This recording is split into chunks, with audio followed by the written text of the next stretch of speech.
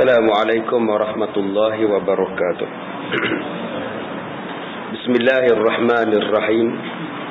Alhamdulillahil qail wa daraba lana mathalan wa nasiya khalqah qala ma yuhyil 'izama wa hiya ramim qul yuhyiha alladhi ansha'aha awwala marrah wa huwa bikulli khalqin 'alim.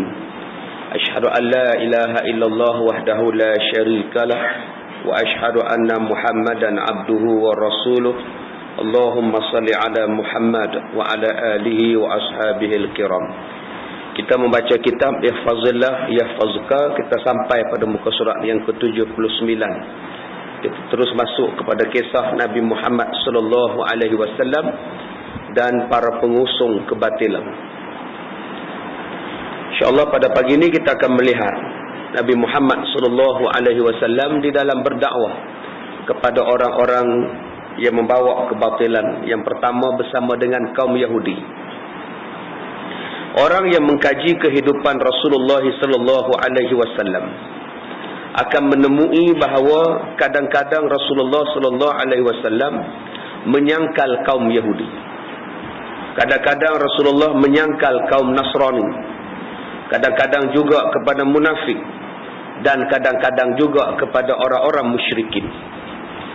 Kalau daripada awal suratul Baqarah, Allah Ta'ala menurunkan Al-Quran itu, dalam awal-awal surah Baqarah kebanyakannya ialah menyangkal kaum Yahudi. Begitu juga dalam surah-surah yang lain, kaum Nasrani.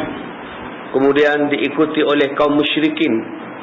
Kemudian pada penghujung Al-Quran ataupun penurunan ayat Al-Quran kepada kaum munafik. Ini bentuk-bentuk penyangkalan. Yang pertama disangkalnya kaum musyrikin ketika berada di Mekah. Begitu juga apabila sudah berpindah ke Madinah, Rasulullah menyangkal kaum Yahudi dan kaum Nasrani. Dan termasuk juga golongan munafik. Dalam Sunan At-Tirmizi, Abdullah bin Salam, salah seorang pendeta yang alim dan pakar rujuk orang-orang Yahudi. Tok guru dia namanya adalah Abdullah bin Salam. Abdullah bin Salam ni kira tok guru orang Yahudi lah, pakar rujuk ni. Apa-apa masalah orang Yahudi, mereka akan rujuk kepada Abdullah bin Salam. Berkata, tak kala Rasulullah sallallahu alaihi wasallam tiba ke Madinah, manusia berkerumun di sekitarnya. Dan aku juga termasuk di dalam kerumunan lautan manusia. Mereka sentiasa mengikut Rasulullah, sama ada di pasar dan sebagainya. Maka saya mencari-cari dengan jelas akan wajah Rasulullah. Ketika saya melihat wajahnya, saya mengetahui bahawa beliau sama sekali tidak ada tanda-tanda kebohongan. Wajahnya bagaikan rembulan pada malam ke-14. Tuan-tuan, benar itu apa? Benar ialah orang yang sentiasa bercakap benar. Dan benar juga ialah orang yang sentiasa mencari kebenaran. Itu maksud benar. Benar bukan satu, bercakap benar, perbuatan benar.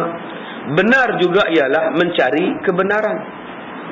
Sebab banyak orang dia hanya bercakap benar, tetapi dia tidak mencari kebenaran. Dia diam. Bila berlaku sesuatu cerita, bila berlaku sesuatu berita, dia tidak mencari kebenaran. Itu belum lagi dipanggil sebagai siddiq. Yang dikatakan siddiq ialah orang yang benar. Dan dia sentiasa nak mencari kebenaran. Masalah kita hari ini ialah suka ambil tahu, tapi tak mau cari kebenaran. Dengar cerita je, dia kahwin 3 je. Kamu tahu mana? Adalah sumber-sumbernya. Kemudian kita pun diam. Kita menyembang pula dengan orang lain. Dia tu kahwin 3. Padahal kita sendiri pun tidak tahu sahih ataupun tidak dia kahwin 3. Kita dah bawa cerita dah. Dah lah dengar cerita. Bila dengar cerita, tak nak cari kebenaran pula. Pergi sebarkan pula pada orang. Yang ini yang jatuh kepada fitnah. Kalau tak nak ambil tahu, selamat. Aku dengar dia kahwin 3. Lantak je lah. Apa salahnya kahwin 3? Biarlah dia. Sebab isteri memang 3 pun. Isteri 3. Apa nak herankan? Bukan iswan. bukan isteri 3, biarlah. Dan kita pun diam, tak cakap banyak. Sudah selesailah masalah. Masalah kita hari ni bila dengar cerita dia kahwin 3, kita pula pergi cakap pada orang lain tanpa kita mengetahui benar ataupun tidak. Yang ni yang salah. Kalau nak khabar, kalau nak cerita, kalau nak bawa cerita, pastikan benar. Kalau tak benar dan kita pula tak nak ambil tahu benar ataupun tidak, diam-diam sudah. Aku dengar dia kahwin 3. Biarlah dia, rezeki dia. Dah, tutup buku. Kan selamat. Ini tidak. Ya ke? Kamu tahu mana? Kita pula pergi bawa cerita pada orang. Ini bukan orang yang benar. Benar ni tuan-tuan, senang kita dah sebut minas siddiqin, minan nabiyyin was-siddiqin wasyuhada'i was-salihin. Kita doa dalam semayang, doa dalam tahlil, minta jadi termasuk dalam golongan-golongan yang boleh berkawan dengan nabi, boleh berkawan dengan siddiq, syuhada, soleh di hari kiamat. Tapi perangai kita tidak mencakupi sifat perangai orang yang benar. Abdullah bin Salam ini ialah ketua pendeta Yahudi, pakar rujuk Yahudi. Tetapi itu tidak menghalang dia untuk pergi tengok siapa itu Nabi Muhammad. Sebab dia mencari kebenaran.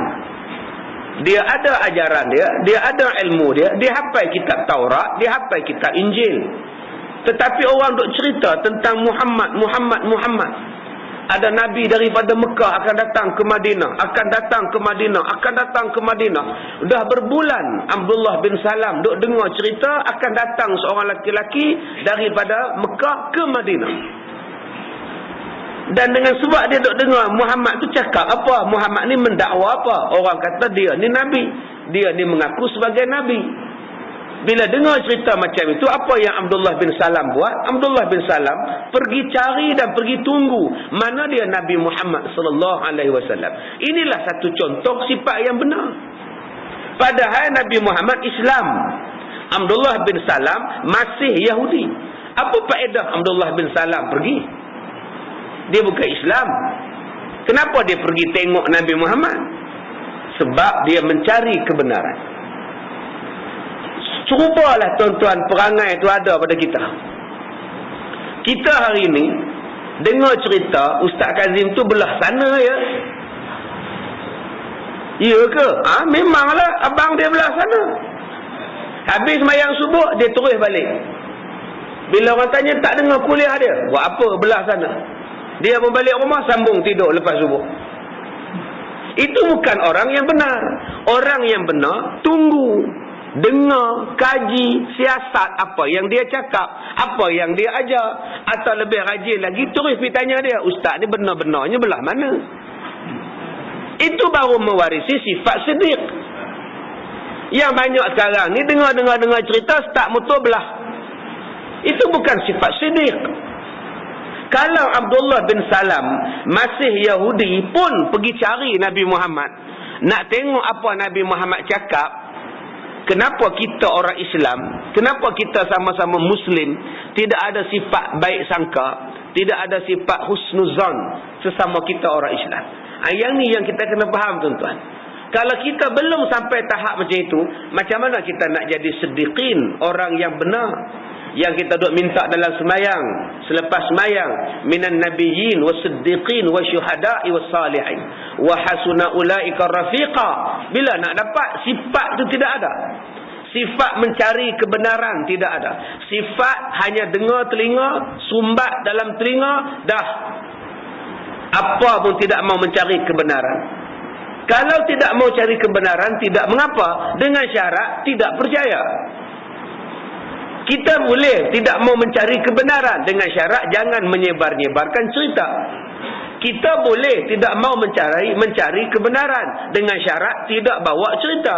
Masalah kita hari ini sudahlah tidak mau mencari kebenaran, bawa cerita yang tak betul pula, duk sebarkan cerita fitnah pula. Akhirnya semayang kita tidak ada pahala, ibadat kita tidak ada pahala, sebab kita buruk sangka, hasad, dengki, menuduh dan sebagainya. Cuba tuan-tuan tengok Abdullah bin Salam. Dia bukan Islam, malah dia ketua Yahudi. Tetapi bila dengar Nabi Muhammad nak datang ke Madinah, Abdullah bin Salam tiap-tiap hari nak tengok macam mana Rasulullah punya sifat. Apa yang dia nak tengok dulu? Yang mula-mula Abdullah bin Salam kata, aku tengok muka dia dulu. Muka Nabi Muhammad ni bila sampai dengan Abdullah bin Abi Quhafah, atau lebih dikenali dengan nama Abu Bakar As-Siddiq radhiyallahu anhu. Dia tengok saja wajah Rasulullah, tidak ada ciri-ciri kebohongan pada wajah Rasulullah. Itu dia tuan-tuan, yang kata pembawa risalah dakwah, tengok muka pun tak nampak muka-muka kelentong. Kita sekarang cuba tengok muka kelentong ke apa ke? Tengok dia tu pun tahu dah, dia ni tak ada bohong punya orang. Tuan-tuan fikir tengoklah. Kita insya-Allah kita tak membohong. Tapi kadang-kadang kita bohong dengan Tuhan. Kita ni memang tak mencuri, tapi kadang-kadang kita mencuri dengan Tuhan. Mencuri dalam semayang. Dalam semayang tu pun curi lagi. Tomak ninah tak ada. Dok potong sana, cilok sini, kat sana. Lama-lama apa pun tak ada. Semua dipotong belakang. Semua ibadat dipotong. Yang ni, yang ni sunat ustaz. Tak payah buat lah ustaz ya. Doa iftitah sunat. Ayat lazim ni sunat ustaz ya. Tak payah baca lah ustaz ya. Sunat aja. Berapa banyak dah orang yang potong. Dengan Tuhan pun kita duk berkira. Belum lagi yang mencuri lagi salah lah. Potong tu taklah salah, sunat. Tapi yang mencuri dalam semayang, tomak ninah langsung ditadakan. Tomak ninah langsung tak buat. Nabi kata siapa-siapa yang semayang tetapi tidak ada tomak ninah semayangnya, maka kalau dia matinya itu dalam keadaan Nabi kata bukan umat aku, laisa minni, bukan umat aku kata Rasulullah, hanya kerana semayang tidak ada tomak ninah. Besar tu tuan-tuan, tomak ninah ni. Berapa banyak orang yang semayang tomak ninah tak ada. Baik, kemudian seorang penyair berkata, kalau tidak ada tanda-tanda kebesaran yang jelas, maka pemandangannya akan mengkhabarkan suatu khabar kepada kamu. Kalau tidak ada tanda-tanda kebesaran yang jelas, apa yang kita lihat, sesuatu itu akan dapat memberikan jawapannya. Ini kata-kata penyair. Ulang balik. Kalau kita tak nampak tanda-tanda yang jelas, tidak ada tanda-tanda yang jelas, cukuplah kita tengok keadaan dia, kita tahu dah siapa orang itu. Siapa orang itu?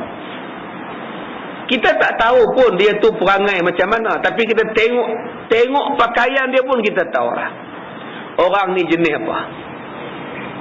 Tengok pakaian dia pun tahu dah jenis apa. Tengok kereta dia pun tahu dah jenis apa orang ni. Masuk dalam kereta ni bukan kata kulit pisang, kulit kacang, kulit koci, segala makneka dalam kereta. Yang semalam punya makan nasi dalam kereta pun duk ada lagi bawah cushion. Kita masuk dalam kereta dia berdengung bau masam, kita tahu lah. Tengok pun tahu lah dia ni pengotok menyorang.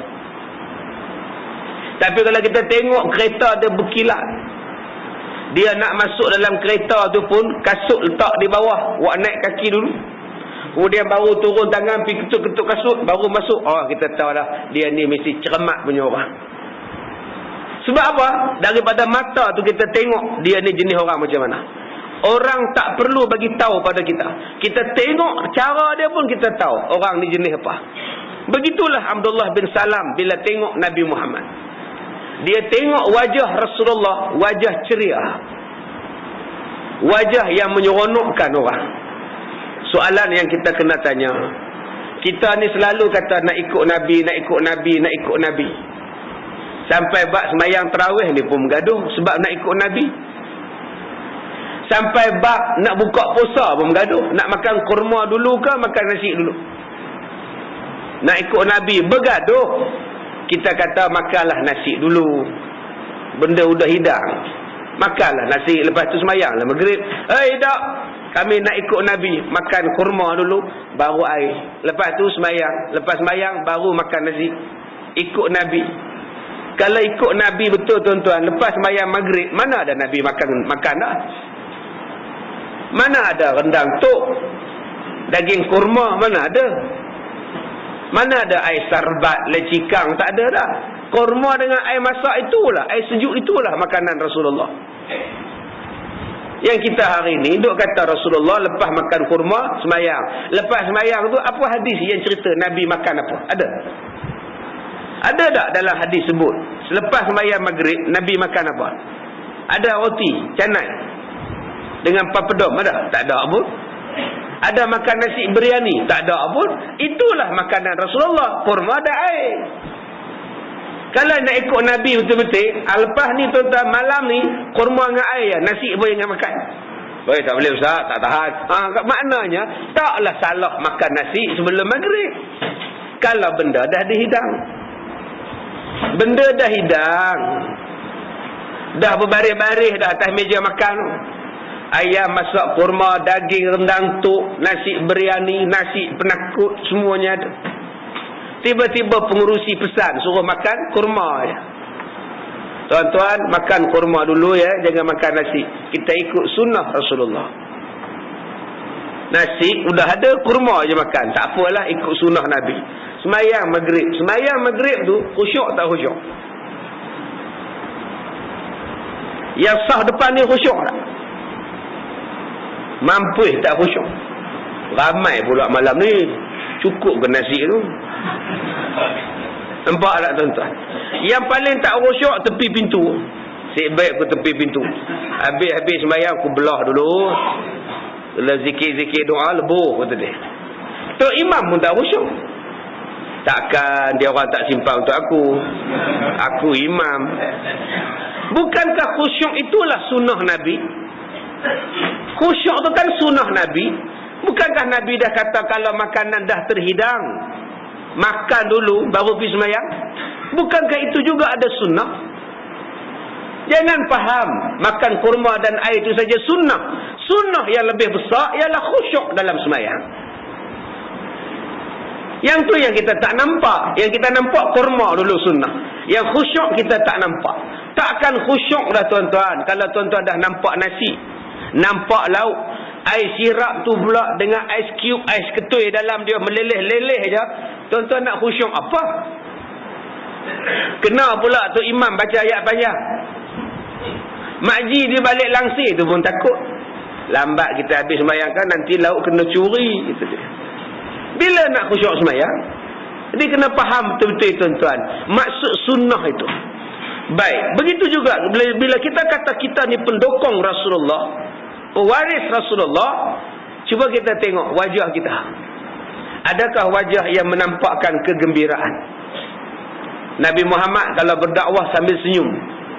Nabi Isa kalau berceramah, Nabi Isa akan berceramah sambil senyum. Nabi Yahya, kalau Nabi Yahya berdakwah, Nabi Yahya akan berdakwah dengan penuh senyuman. Cuba kita tengok sekarang pendakwah-pendakwah. Muka senyum ke muka nak makan orang? Tuan-tuan tengoklah. Punya garang. Siapa nak dengar ceramah? Tak ada muka langsung. Keseriusan tu tak ada. Keseriusan untuk berdakwah, keseronokan untuk berdakwah tak ada. Daripada segi mukanya, daripada segi perwatakan pakaiannya, raut mukanya, misainya, janggutnya, tak menyukakan orang. Itu tak kena. Itu bukan sunnah Nabi. Sunnah Nabi tengok muka pun orang berkenan. Belum lagi Nabi Muhammad menuturkan kata-kata. Abdullah bin Salam jatuh cinta dengan Nabi hanya mula-mula melihat wajah Nabi Muhammad sallallahu alaihi wasallam. Kali kedua Abdullah bin Salam, ketua Yahudi ni jatuh cinta bila dia mendengar Nabi bercakap di atas unta Nabi yang bernama Qashwah. Nabi duduk di atas unta dia dan Nabi membuat ucapan sulung.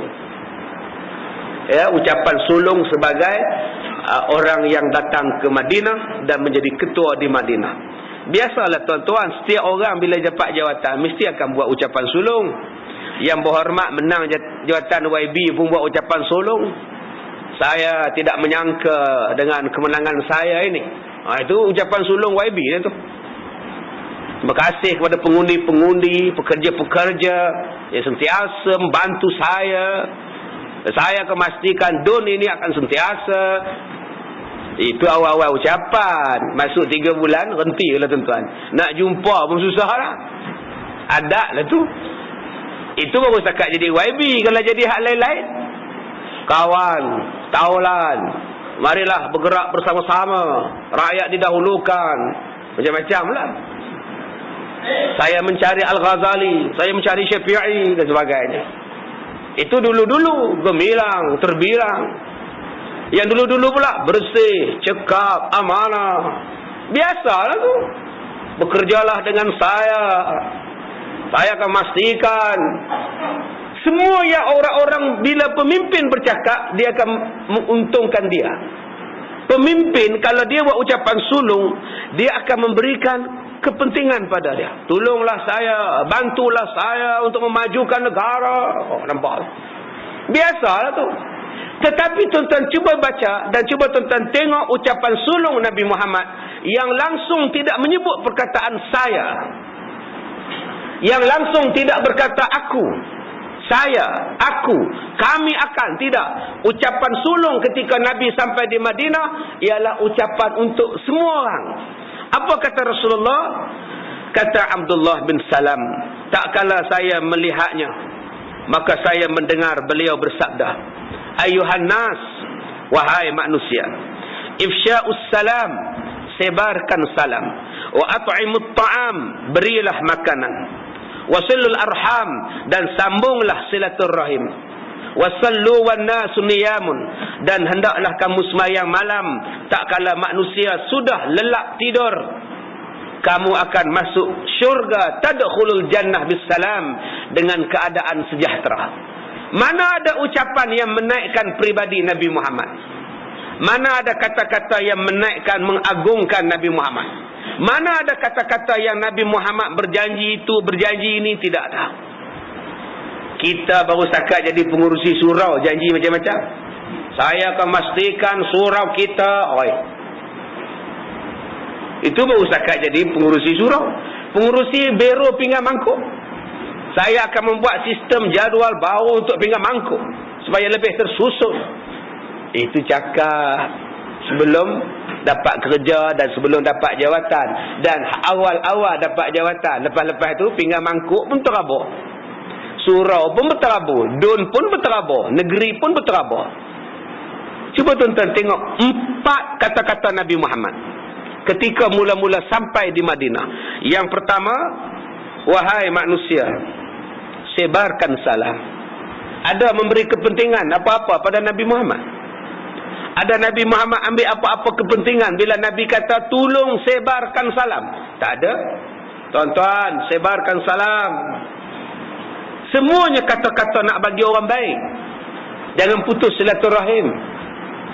Aus dengan Khazraj, kerjanya bergaduh. Sebelum Nabi sampai, Aus dengan Khazraj, kerjanya bergaduh. Tetapi bila Nabi Muhammad sampai, perkataan yang Nabi Muhammad buat ialah ifsya'us salam, sebarkan salam. Bila sebarkan salam itu membawa maksud sambung silaturahim. Berbaiklah kamu dengan kasih sayang, dengan sejahtera. Berbaiklah kamu dengan perpaduan. Berbaiklah kamu daripada bergaduh. Berbaiklah kamu dalam keadaan penuh salam menyalam, kasih sayang. Ini adalah ucapan sulung Rasulullah. Sebab itu bagi-bagi pendakwah, kalau dia kata dia adalah pendukung Rasulullah, penyambung risalah sebagai seorang mubaligh dakwah yang dibawa oleh Nabi Muhammad dan ditinggal oleh Nabi Muhammad, soalan yang kita kena tanya ialah, adakah kamu menyambungkan silaturahim, berkasih sayang? Kamu suruh orang yang mengaji dengan kamu berkasih sayang. Nabi Muhammad tidak pernah mengarahkan sahabat-sahabat dia boikot. Melainkan jika datang perintah Allah suruh boikot kepada 3 orang yang tidak terlibat dengan peperangan, yang tu Nabi suruh boikot. Tapi sakit, Rasulullah ziarah. Hatta Yahudi sakit, Nabi ziarah. Orang Nasrani sakit, Nabi ziarah. Malah Nabi berdiri bila mayat Yahudi dibawa lalu depan Nabi. Mayat diusung nak pergi ditanam, lalu depan Nabi. Nabi tengah duduk dengan sahabat, tengok mayat, Nabi berdiri. Bila berdiri, sahabat kata, ya Rasulullah, mayat tu orang Yahudi. Kata Rasulullah, Yahudi pun kan manusia. Hormat mayatnya, lalu hormat, dah mati dah, apa nak kata. Berdiri saja, bukan buat benda lain pun, berdiri dia lalu depan kita, hormat. Kalau dengan Yahudi pun Rasulullah hormat, dengan orang Islam lebih-lebih lagi lah. Kita hari ni pula dengan orang-orang bukan Islam kita terlebih hormat, dengan orang-orang Islam kita benci-membenci. Itu bukan perjuangan Rasulullah. Rasulullah kata kasih sayang dengan sesama Islam. Dengan orang kafir tegas-tegas. Bila kita berlembut dengan orang kafir, nanti mereka pijak kita. Bila kita berlembut dengan orang bukan Islam, besok tokong mereka pun dia buat depan surau, tuan-tuan. Sebab kita berlembut. Nabi Allah sebut orang yang ikut Rasulullah, Muhammadur Rasulullah, Muhammad itu pesuruh Allah. Wallazina ma'ahu asyidda'u 'alal kuffar ruhama'u bainahum. Orang yang mengikut Nabi ialah yang tegas dengan orang kufur, tetapi berkasih sayang dengan orang Islam, saling memaafkan. Tapi hari ini kita lihat sesama orang Islam cukup tegas. Masing-masing nak pegang enactment, masing-masing nak pegang ini peraturan. Oi, kuat. Tapi dengan orang kafir, tak apalah, kita toleransi. Bila dia, tuan-tuan? Mana nak ikut Rasulullah? Rasulullah tegas. Betul-betul. Salah-salah. Tak boleh, tak boleh. Itu tegas. Bukan benci, tegas. Peraturan tak boleh. Ini kawasan majoriti orang Islam. Hampa tak boleh buat tokong. Ini peraturan. Nak buat, pergi buat tempat hampa.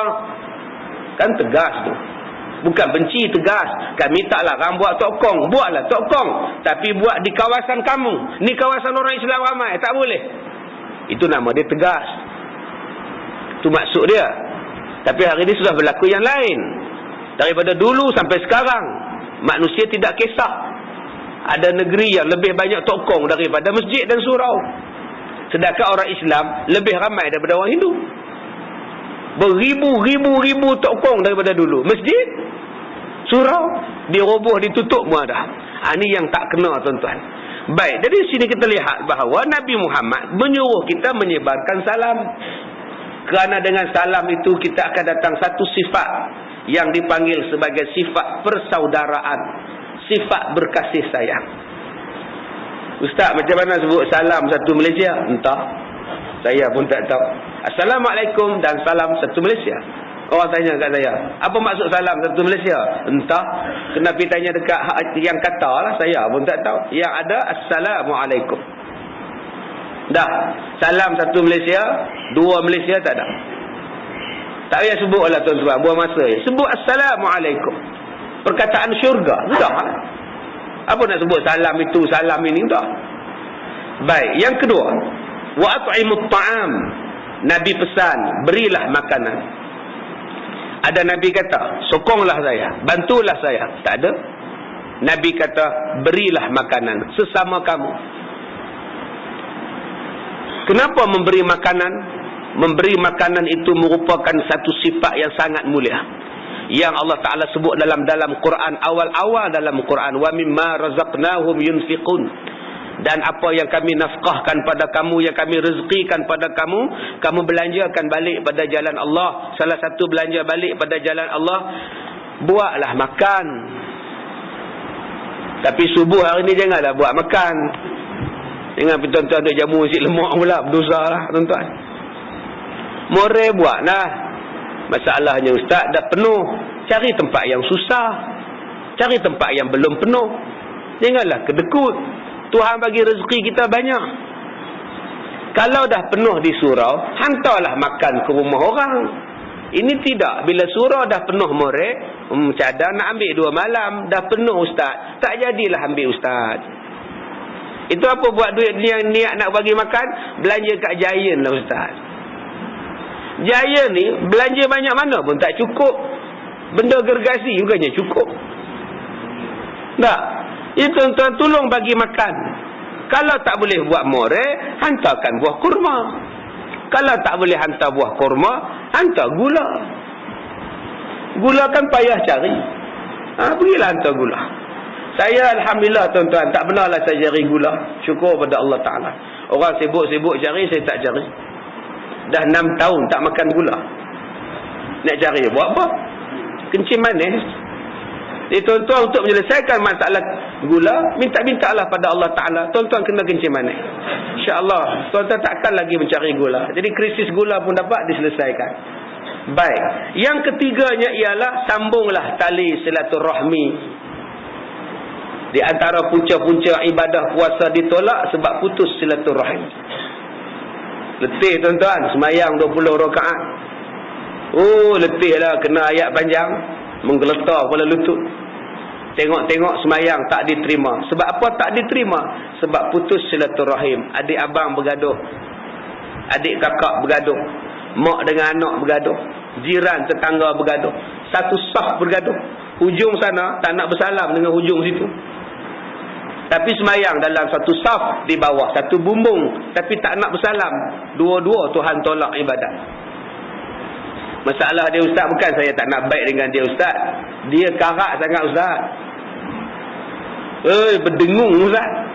Lantaklah dia berdengung ke, dia berkarak, dia punya fahaman, sambung silaturahim. Jangan sampai fahaman politik kita menjadikan kita tidak boleh bersalam, sampai tak boleh ziarah menziarah. Kita hari ni bila dah tak sama politik, cukup marah, salam pun tak nak jawab, more dia pun tak nak pergi. Siapa punya more malam ni? Cik lakui betul. Budak ni pula lah tak datang masjid malam tu sebab more orang tak kena parti dengan dia. Kadang-kadang dia kata lantaklah, tak kira lah parti, janji free, dia pun datang tengok kemah warna tak betul dengan dia. Kemah tu pun dia patah balik. Celaka betul, warna ni pula tak betul belah. Subhanallah. Ini bukan sifat orang Islam tuan-tuan. Lantaklah bendera apa pun dia, janji halal balon makan. Manusia hari ni dia kira macam-macam, sampai pada satu tahap sudah tidak boleh lagi menyambung silaturahmi. Ibadatnya ditolak. 3 hari tak tegur, habis lah. 3 hari maksima bagi. Nabi kata siapa-siapa di kalangan kamu bergaduh, 3 hari maksima untuk kamu baik balik. Masuk hari keempat kamu tak baik balik, mati salah seorangnya atau mati kedua-duanya, takkan cium bau syurga. Letih tuan-tuan, tak cium bau syurga. Letih. Politik kita dia begitulah tuan-tuan.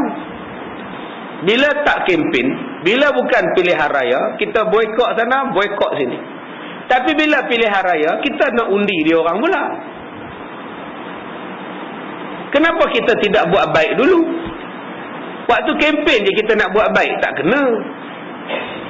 Kalaulah kita kata kita tak mau berkawan sebab berlainan parti, kenapa kita nak undi dia? Soalan minta, kamu tak payah undi aku, kamu bukan belah aku. Tapi bila waktu kempen, semuanya nak undi. Bila manusia nak berubah? Kalau waktu kempen baru nak jadi baik. Manusia akan berubah menjadi baik kalau kita dah baik dengan dia setiap masa, setiap hari, setiap detik kita baik dengan dia. Sampai hari mengundi, insya-Allah dia masih baik dengan kita sebab kita baik dengan dia.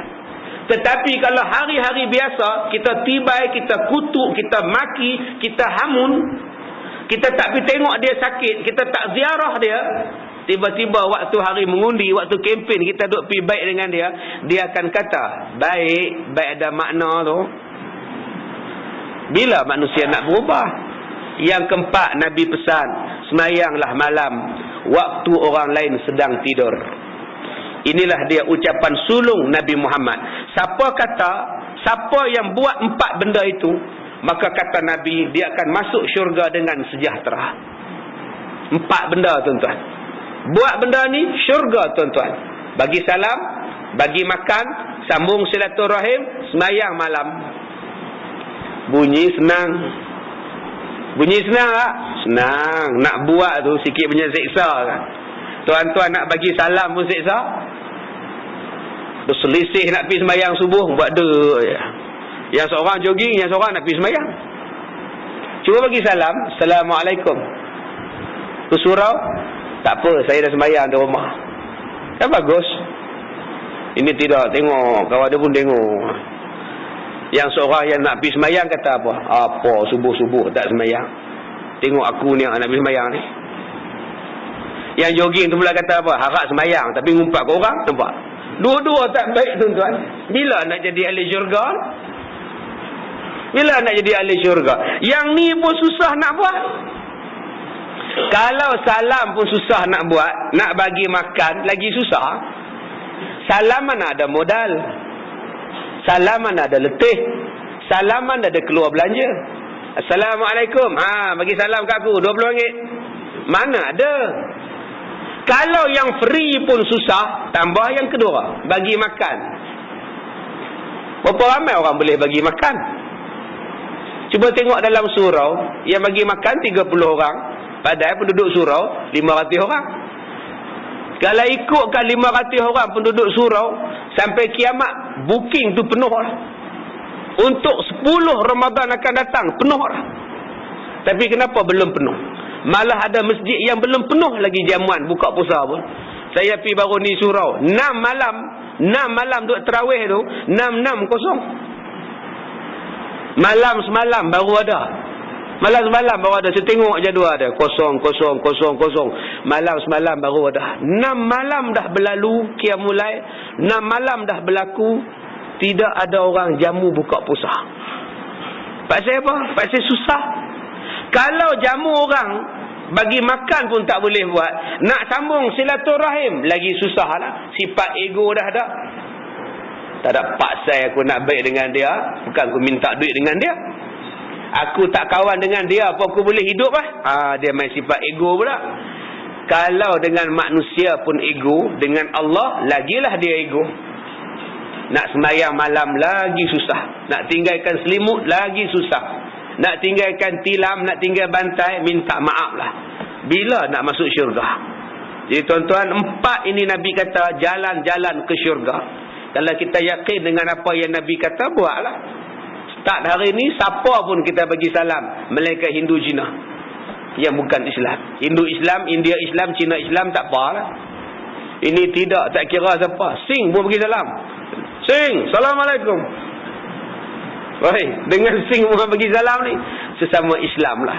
Yang kedua, bagi makan. Tak kira siapa tuan-tuan, ada rezeki bagi makan.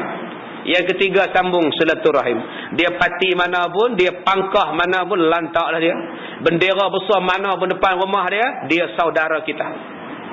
Dan yang keempat, tolonglah diri sendiri dengan sembahyang malam. 2 rakaat pun jadilah.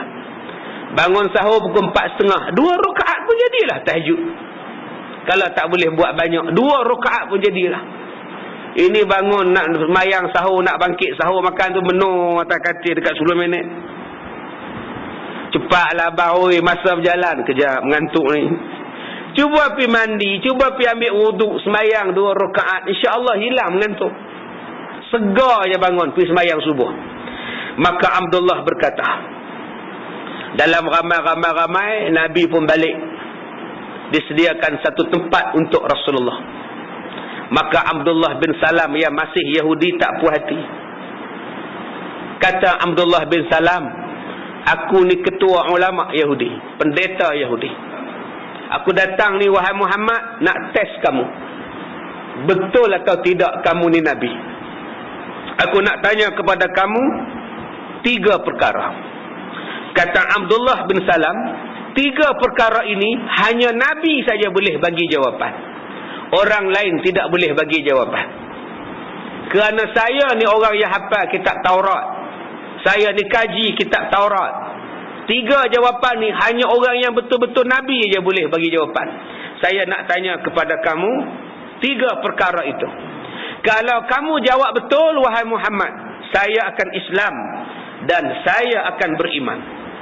Tu dia tuan-tuan, Abdullah bin Salam. Inilah yang dikatakan benar. Benar bukan setakat tengok, benar juga pergi tanya. Benar pergi tanya. Baru betul. Ini kita sekarang ni sekadar dengar ceritanya dia beli kereta baru ya, kena nombor ekor. Ya ke? Astaghfirullahalazim. Rupa je baik pakai kopiah, tapi main nombor, astaghfirullahalazim. Tuan-tuan balik rumah, tuan-tuan tidur. Tuan-tuan tak tanya pun dia. Tuan-tuan ni jahat. Sebab syak pada orang. Kalau tuan-tuan baik macam mana? Dengar cerita dia beli kereta baru, kena nombor ekor. Jangan tuduh dosa. Itu rezeki dia. Dah balik. Kamu ngumpat orang je. Itu baru baik. Manusia yang baik lagi apa? Dengar ceritanya dia menang nombor ekor. Itu yang dia beli kereta tu. Biar benar kamu mat, jangan fitnah orang. Aku tanya dia kan. Janganlah tanya. Ini aku pun dengar cerita pada orang. Tak, aku nak tanya juga. Tuan-tuan pergilah tanya dia. Den, dengar cerita kau menang nombor ekor, sebab tu kau beli kereta. Betul ke? Astaghfirullahalazim, Abang Mat. Mana ada Abang Mat? Ini kereta isteri saya. Dia baru beli, saya manalah mampu. Dia baru beli, bulan-bulan dia bayar. Oh gitu, sebab dia kata you menang nombor ekor. Tak ada. Tak betul tu. Sajalah nak dapat kepastian. Nanti boleh aku terang kepada dia orang balik. Itulah sifat benar. Ini kita sekarang ni tak ada. Nombor ekor, iyalah. Dia mana ada pencen, macam mana boleh beli kereta? Kau fikir tengok. Tak ada je slip gaji. Macam mana nak dapat loan? Ini nombor ekor ni. Sambil duk buka pusat. Sedap juga kurma ni ya. Kata dia. Kena ngumpat lagi. Yelah kereta tu pun mahal. Sambil dia makan kurma, buka puasa. Ikut sunnah Nabi pula. Lepas dia nak sembahyang, nasi tak nak makan. Sunnah Nabi ke fitnah orang? Sunnah Nabi ke pergi tuduh orang? Tak ada tuan-tuan. Tengok Abdullah bin Salam. Dia pergi tanya Nabi direct.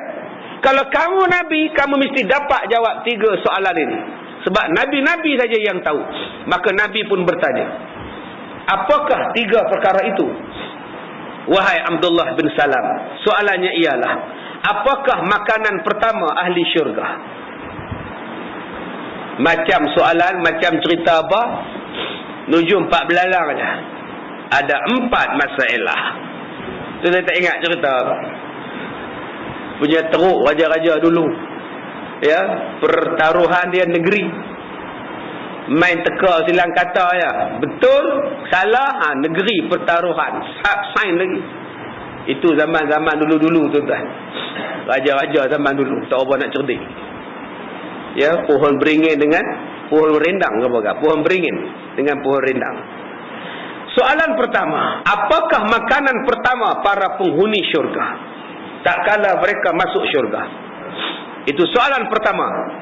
Soalan kedua, bagaimana seorang anak boleh menyerupai ayahnya, dan bagaimana pula dia boleh menyerupai ibunya? Soalan ketiga, apakah tanda-tanda kiamat yang pertama sekali muncul sebelum kiamat? Bila Nabi mendengar soalan demikian, Nabi menjawab. Dan Nabi tidak perlukan bantuan belalang.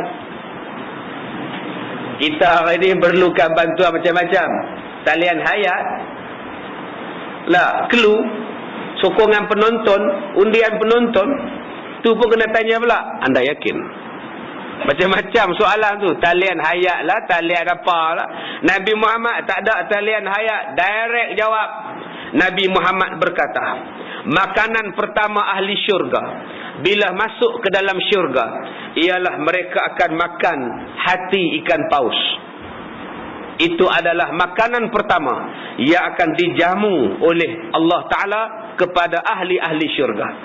Abdullah bin Salam kata, Tuan benar, 1-0. Nah, kemudian adapun kata Rasulullah yang menjadikan anak menyerupai ayahnya adalah ketika suami isteri bersetubuh. Air mani suaminya melebihi air mani istrinya, maka anaknya akan menyerupai ayahnya. Dan jika air mani istrinya melebihi air mani suaminya, maka anak itu akan menyerupai ibunya. Kata Abdullah bin Salam, Tuan benar, 2-0. Sedangkan tanda kiamat yang pertama sekali akan munculnya api yang mengumpulkan manusia daripada timur dan barat. Ia akan terbit daripada Yaman. Api ini akan menghambat manusia. Waktu siang dia kejar manusia.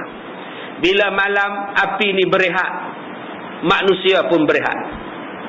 Besok bila siang muncul, api ini kejar lagi manusia. Manusia pun lari. Ini api yang akan terbit daripada negeri Yaman. An-narun tadrudul minal Yaman yahsyuruhum ila mahsyarihim. Akan terbit daripada Yaman dan mengumpulkan manusia di padang mahsyar. Itu adalah tanda-tanda kiamat, mengumpulkan manusia dengan api yang terbit. Bila jawapan begitu, terus Abdullah bin Salam berkata, Asyhadu an la ilaha illallah wa asyhadu anna Muhammadar Rasulullah. Islam terus Abdullah bin Salam tanpa banyak soalan, sebab dalam jiwanya sudah ada sifat benar dan mencari kebenaran. Dia takkan kata lagi, kamu ada soalan bocor Dia tak tanya lagi, kamu mesti ada orang kabur kamu Aku tak puas hati. Kalau kamu orang yang tulus mata, tolonglah tengok apa yang ada dalam tangan beta. Dia tak tanya macam itu, sebab dia tahu jawapan dia. Dan dia kenal Nabi Muhammad. Tak ada siapa nak pergi buat laporan ataupun report soalan pada Nabi Muhammad. Itulah orang yang benar. Orang yang benar, bila dah nampak jawapan benar, dia terus percaya. Dia takkan kata lagi, ini mesti berdalih punya ni. Mana boleh mengaku dah berak tepi jalan, tengah jalan. Mana lah orang mengaku. Dah dia kata, tak lah, selesai masalah. Aku dengar cerita kamu kahwin 3. Tak ada. Mana ada seorang tu lah. Mesti bohong nampak. Itu sifat manusia. Tak nak percaya juga. Dah dia kata tidak, sudahlah. Apa masalah yang kita, kalau dia kahwin 3 pun apa untung kita? Apa untung kita kalau dia kahwin 3? Dan apa rugi kita kalau dia kahwin 3 yang kita nak sibuk sangat? Untung apa kita kalau dia kahwin 3? Keluri dia pun dia tak jemput kita. Untung apa, rugi apa kita kalau dia kahwin 3? Apa masalah? Tak ada masalah apa, silakan. Tapi tabiat manusia ni tuan-tuan, nak ngumpat, nak mengata, tak habis-habis. Sedangkan mengumpat, mengeji, memfitnah itu mengikis duk pahala. Tuan-tuan, pahala kita ni terkikis dengan sebab ngumpat. Malam saya sebutlah di Kemensah, orang yang tak sembahyang tarawih di rumah tetapi tak mengumpat, tapi tak sembahyang tarawih, tak ngumpat, duduk dengan anak-anak baca Quran, duduk dengan isteri baca Quran, dia tengok kerja sekolah anak dia. Orang macam tu lebih baik daripada orang yang bertarawih tapi mengumpat pada orang. Lebih baik dia duduk di rumah, duduk dengan anak-anak dia, tak ada ngata siapa, tak ada fitnah siapa. Dia duduk di rumah dia tapi tarawih tak buat. Lebih baik daripada kita yang bertarawih, yang mengata pada orang. Dengan Tok Bilal kita mengata, dengan Tok Siap kita mengata, dengan panas kita mengata, dengan hujan kita mengata. Panas pun kita kata, panas gila surau ni. Bila nak bubuh ekor? Duit banyak, bubuh lah ekor. Tuan-tuan ngumpat, kata berdosa. Tuan-tuan keluar daripada masjid, hujan pula turun. Celaka uti hujan pula. Habis pahala tuan-tuan, sebab tuan-tuan maki kepada hujan. Maki kepada hujan bermakna maki pada Allah, sebab Allah yang menurunkan hujan. Baik tu sah sembahyang, duduk di rumah, tak ada maki siapa. Lebih baik daripada kita pula. Sebab tu berhati-hati tuan-tuan. Kita yang buat ibadah sunat belum tentu dapat pahala. Belum tentu orang yang tak datang buat ibadah sunat tak ada pahala. Kadang-kadang orang yang tak datang buat ibadah sunat lebih besar pahala daripada kita yang datang berbuat ibadah sunat. Rosaknya ibadah kita kerana mulut itu. Baik, kemudian dia mengatakan, wahai Rasulullah, orang Yahudi ni suka menipu dan suka berbuat kemungkaran. Kalau sekiranya mereka tahu saya masuk Islam, mereka akan mencela saya. Maka janganlah Tuhan bagi tahu kepada mereka bahawa aku dah Islam. Masukkanlah aku di bilik belakang dan tanyailah mereka tentangku. Abdullah bin Salam kata, ya Rasulullah, umat Yahudi ni, umat aku ni, kaum yang suka menipu. Kaum yang suka menipu. Ni tuan-tuan sekarang ni, H1N1. Tuan-tuan tak pernah kaji ke kemungkinan H1N1 ini adalah satu gerakan daripada gerakan Yahudi? Semua babi. Tidak ada vaksin yang menyembuhkan sekarang. Yang ada sekarang ni antiviral itu. Sekali suntik 140, kalau swasta 160, 140. Mahal tuan-tuan. Orang kadang-kadang pergi ke hospital, lama nunggu. Hospital sekarang 100% kehadiran orang mendapat rawatan. Kalau dulu sehari 800, sekarang 1,600. Doktor pun naik pening. Pasal ramainya orang. Nurse pun letih sebab ramainya orang. Orang pula asal datang ramai-ramai nak cepat. Lambat marah tu. Lama benar doktor dia pun. Tak baca paper ke apa dalam bilik tu. Maki ke doktor. Padahal doktor rehat pun tidak. Kalau dia pergi suntik dia klinik swasta, lama juga nunggu pun. Tak ada dia maki doktor tu pun. Sabar dia kalau klinik swasta. Kalau kena klinik kerajaan, swasta, hospital kerajaan, marah benar daripada doktor. Padahal yang doktor kerajaan RM1 je. Yang swasta tu RM150 pun tak apa. Diam je. Lambat pula tu. Mahal pula tu. Ini tabiat kita yang tak habis-habis lagi tuan-tuan. Tak berubah-ubah lagi budaya kita ni. Cuba tuan-tuan kaji tengok tentang H1N1 ini. Saya dapat maklumat baru ni. Di antara benda yang mereka sedang kaji ialah membuat vaksin untuk menangani selsema babi. Dan di antara vaksin yang mereka buat ialah daripada babi. Macam ular, bila dipatuk ular, maka ubatnya ialah bisa ular. Maka mereka pun kaji, kalau benda dia datang daripada babi, maka ubatnya pun daripada babi jugalah. Bayangkan tuan-tuan, nanti bila semua orang Islam ada vaksin babi dalam badan dia. Sebab tu tuan-tuan kena kaji. Minta kepada saintis-saintis Islam, kaji apa benda ini, H1N1 ni apa.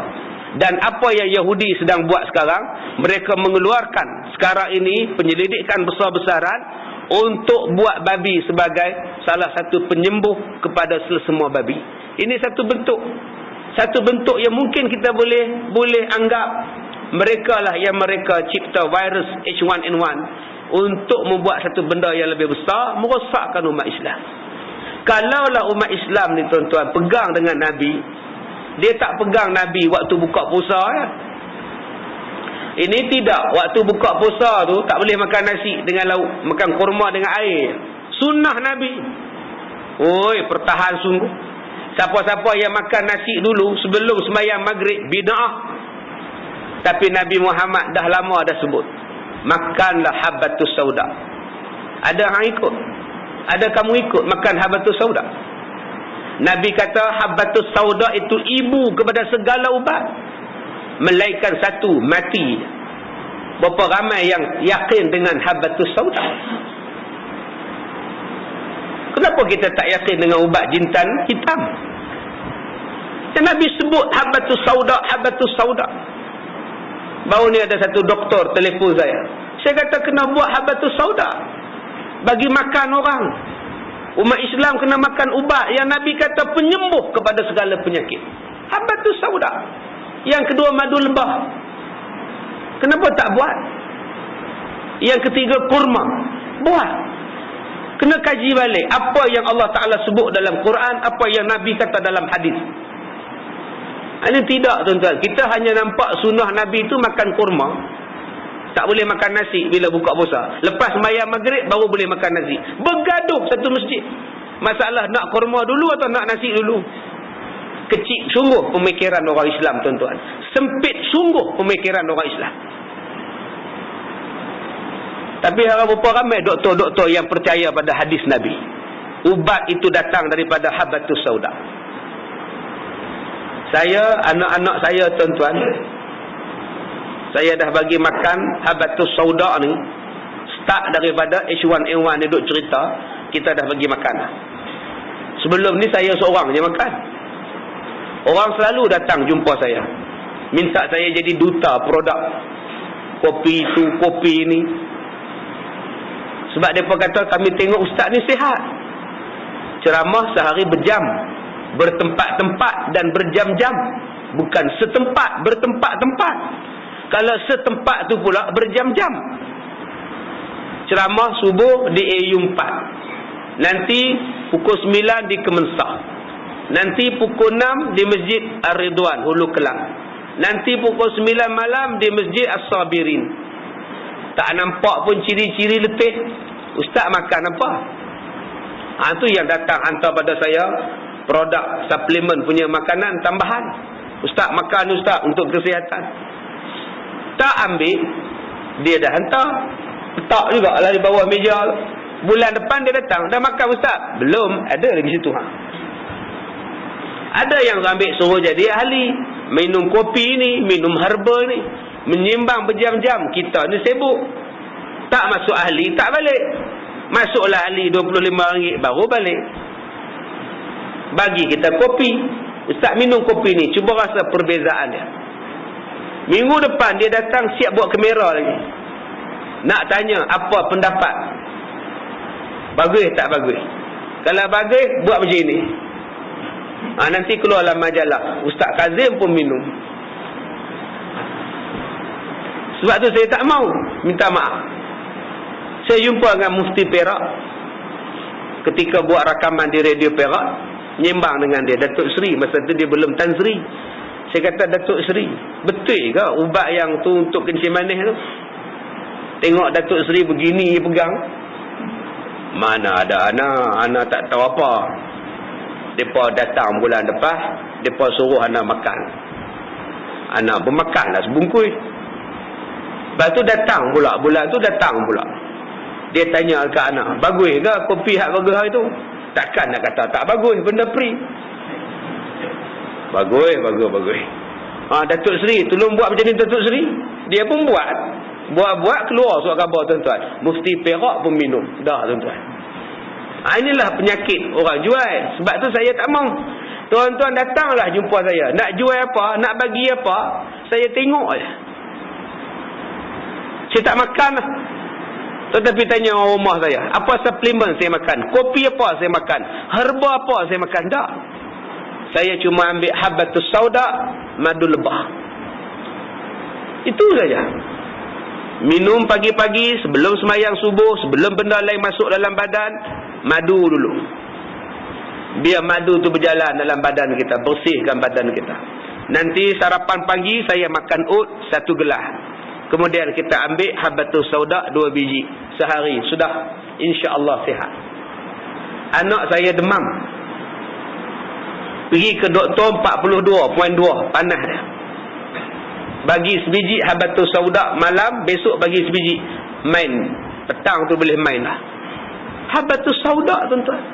Sahabat saya anak ada H1N1 1 tahun 8 bulan kena semua babi. Cucu dia minta maaf. Kita suruh makan habbatus sauda. Buka, tuang, bagi dia minum. Alhamdulillah, sihat dah budak. Ini yang kita kena yakin. Kenapa kita tak yakin dengan Islam? Kenapa kita tak yakin dengan Rasulullah? Kita hanya buat kempen basuh tangan, bersin, tutup mulut. Bila batuk, guna tisu. Tapi kenapa kita tidak mengambil perubatan? Orang Yahudi dikata Abdullah bin Salam, mereka ni suka menipu. Macam-macam benda mereka boleh tipu. Nak jadi presiden mereka pun mereka boleh tipu. Dulu kan ada satu presiden ketika perang Bosnia Herzegovina, ditunjukkan gambar budak berjalan di tengah-tengah perang. Wartawan ambil gambar budak ni berjalan dalam runtuhan bangunan, asap berkepul-kepul, kereta terbakar, orang mati. Budak ni dalam keadaan berserabut, berdebu, lalu di hadapan calon presiden ini, arahkan cari budak ni sampai dapat. Akhirnya dapat. Budak ni pun didukung oleh calon presiden. Seluruh rakyat dia tengok, oh bagusnya presiden kita, pangkah. Padahal budak tu berjalan di hadapan gambar. Tu double impose ke super impose. Gambar tu gambar perang di Bosnia. Budak tu dipakaikan baju orang susah, jalan action saja. Yang kita ni percaya, oh, kesiannya budak ni. Itulah Yahudi tuan-tuan. Dia berlakon boleh. Sebab tu berhati-hati. Yang kedua kata Abdullah bin Salam, orang Yahudi ni ialah orang yang suka buat jahat, buat mungkar. Kalau Tuhan bagi tahu kepada mereka, saya masuk Islam, nanti mereka akan mencela saya, marah saya, silap-silap saya dibunuh. Nabi kata, Abdullah, kamu masuk di dalam. Aku akan berhadap dengan orang Yahudi. Nabi Muhammad pun panggil semua orang Yahudi Madinah. Wahai orang-orang Yahudi, sahabat-sahabat Yahudi, kamu kenal ke Abdullah bin Salam? Orang Yahudi pun kata, apa tak kenalnya? Dia lah tok guru kami Muhammad. Apa-apa benda kami rujuk dia lah, gitu dia. Macam mana pendapat kamu tentang Abdullah bin Salam? Oh, dia baguslah. Dalam umat kami ni dia terbaik. Dia paling cerdik. Dia anak orang terpintar. Dan dia pun orang terpintar. Dan dia adalah ulama. Anak daripada ulama kami juga. Bapa dia ulama. Dia pun ulama. Bapa dia cerdik. Dia pun cerdik. Kami ni apa-apa hal, kami rujuk dia lah, kata orang Yahudi. Baik, bagus. Aku nak bagi tahu kepada kamu, Abdullah bin Salam sekarang ni sudah masuk Islam. Tenganga puak-puak Yahudi ni. Apa? Sudah Islam? Terus mereka berkata.